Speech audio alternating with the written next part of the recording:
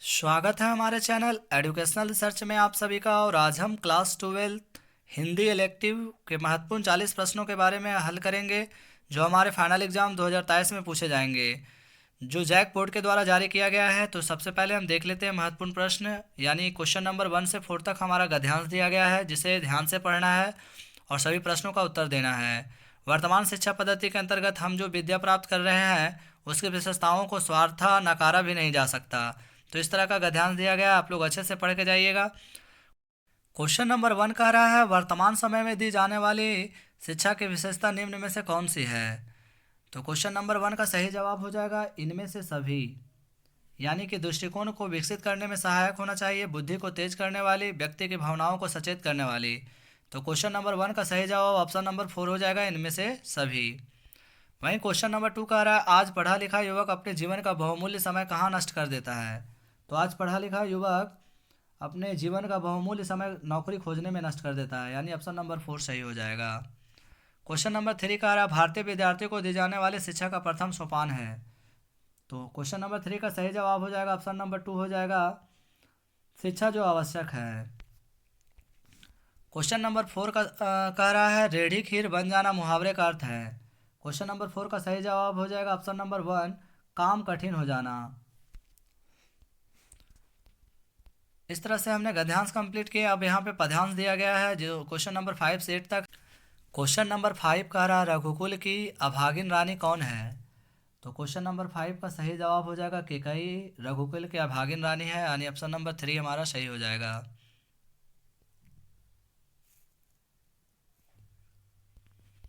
Question number 6 का अधिकार उसे था महास्वार्थ ने घेरा, पंक्ति में किसे महास्वार्थ ने घेरा था। तो केकई को घेरा था, यानी ऑप्शन नंबर 4 सही हो जाएगा।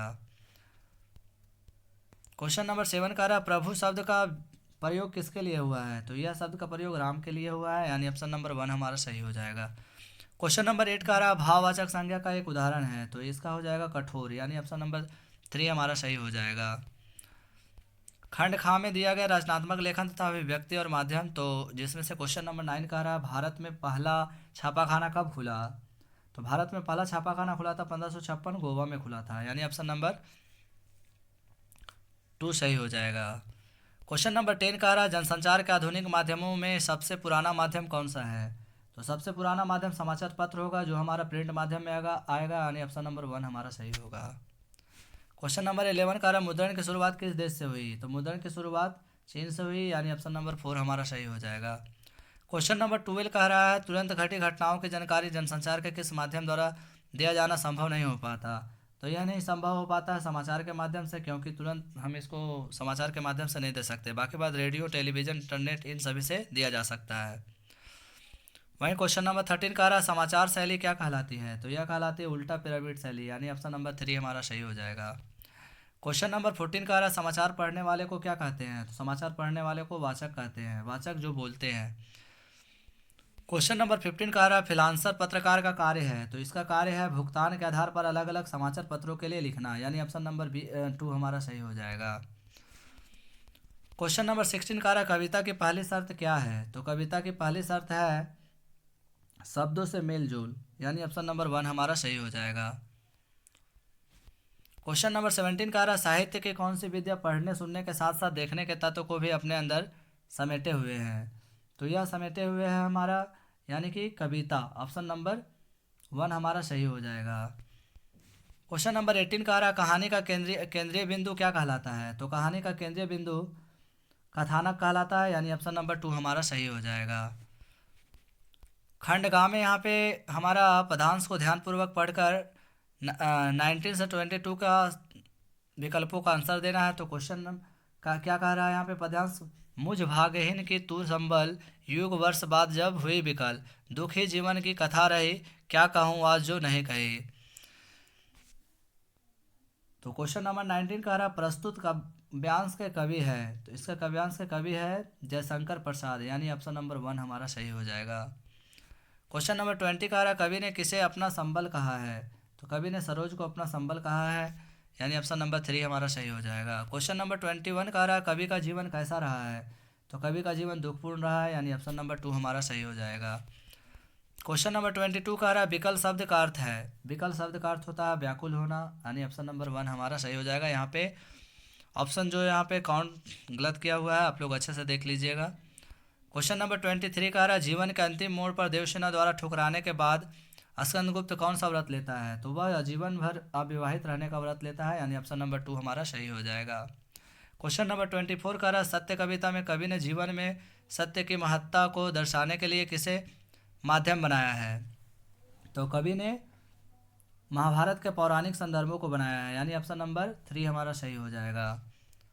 क्वेश्चन नंबर 25 कह रहा है तुलसीदास की प्रसिद्ध रचना इनमें से कौन सी है? तो तुलसीदास की प्रसिद्ध रचना रामचरितमानस है, यानी ऑप्शन नंबर 4 हमारा सही हो जाएगा। क्वेश्चन नंबर 26 कह रहा है पीएसओ कहियो संदेश सड़ा ए भौरा ए काग पंक्ति किस कवि की है? तो यह है जयसी का, यानी ऑप्शन नंबर 1 हमारा सही हो जाएगा। क्वेश्चन नंबर 27 कह रहा है केशवदास की काव्य भाषा क्या है? तो केशवदास की काव्य भाषा ब्रज है, ऑप्शन नंबर 3 हमारा सही होगा। नेक्स्ट है 28 से 31 तक ध्यानपूर्वक पढ़ना गद्यांश जो हमारे पाठ्य पुस्तक से दिया गया है। इसमें कह रहा है अभी भी संबंध के पिंजड़े में भारतीय जीवन बेहद बंदी है। तो क्वेश्चन नंबर 28 कह रहा है प्रस्तुत पंक्ति किस पाठ से ली गई है? तो यह ली गई है यथा अस्मय रोचते विश्वम, यानी ऑप्शन नंबर 3 हमारा सही होगा। क्वेश्चन नंबर 29 कह रहा है प्रस्तुत पंक्तियों के रचनाकार हैं। तो प्रस्तुत पंक्ति का रचनाकार हमारा यहाँ ऑप्शन नंबर 3 रामविलास शर्मा हो जाएगा। क्वेश्चन नंबर 30 कह रहा है भारतीय जीवन बेहद कहाँ बंदी है? तो क्वेश्चन नंबर 13 का सही जवाब हो जाएगा संबंधों के पिंजड़े में, यानी ऑप्शन नंबर 4 हमारा सही हो जाएगा। क्वेश्चन नंबर 31 कह रहा है लेखक किसे धिक्कारता है? तो लेखक पराधीनता को बढ़ावा देने वाले को धिक्कारता है, यानी ऑप्शन नंबर 2 हमारा सही हो जाएगा।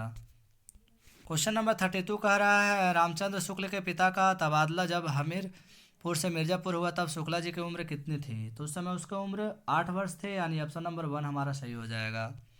क्वेश्चन नंबर 33 कह रहा है सुमरीन के मन के पाठ के अंतर्गत कितने लघु निबंध हैं? तो इसमें 3 लघु निबंध है, यानी ऑप्शन नंबर 2 हमारा सही हो जाएगा। क्वेश्चन नंबर 34 कह रहा है मैं भाई भाभीयों की नौकरी करके पेट पाल लूँगी, यह कथन किसका है? तो यह कथन है बड़ी बहुरिया, यानी ऑप्शन नंबर 2 हमारा सही हो जाएगा। क्वेश्चन नंबर 35 कह रहा है दूसरा देवदास कहानी की नायिका कौन है? तो इस कहानी की नायिका पारो थी, यानी ऑप्शन नंबर 3 हमारा सही हो जाएगा। क्वेश्चन नंबर 36 कह रहा कुटज के पौधे की क्या विशेषता है? तो कुटज के पौधे की विशेषता है अपराजय जीवन शक्ति, यानी ऑप्शन नंबर 1 हमारा सही हो जाएगा। क्वेश्चन नंबर 37 कह रहा सूरदास की झोपड़ी पाठ के अंत में सूरदास क्या निश्चय करता है? तो यह निश्चय करता है कि मैं पुनः झोपड़ी बनाने का फैसला लूँगा, यानी कि वह पुनः झोपड़ी बनाने का निर्णय लेता है। क्वेश्चन नंबर 38 कह रहा अस्तबद्ध रह गए रूप और शेखर, सिर्फ झरने के गिरने के शोर को छोड़कर कोई आवाज़ नहीं थी कहीं। पंक्ति के लेखक हैं, तो पंक्ति के लेखक हो जाएगा संजीव, यानी ऑप्शन नंबर 3 सही हो जाएगा। क्वेश्चन नंबर 39 कह रहा है विकास की औद्योगिक सभ्यता को लेखक प्रभास जोशी ने किसकी संज्ञा दी है? तो लेखक जोशी ने दिया है उजाड़ की सभ्यता, यानी ऑप्शन नंबर 1 सही हो जाएगा। क्वेश्चन नंबर 40 और आखिरी है बिस्कोहर की माटी का कथानायक का नाम है? तो इसका नाम है विश्वनाथ, यानी ऑप्शन नंबर 4 सही हो जाएगा। तो इस तरह से हमने महत्वपूर्ण 40 प्रश्नों के बारे में जानकारी प्राप्त किए हैं, और अगर हमारा वीडियो अच्छा लगा तो लाइक सब्सक्राइब शेयर करें। धन्यवाद।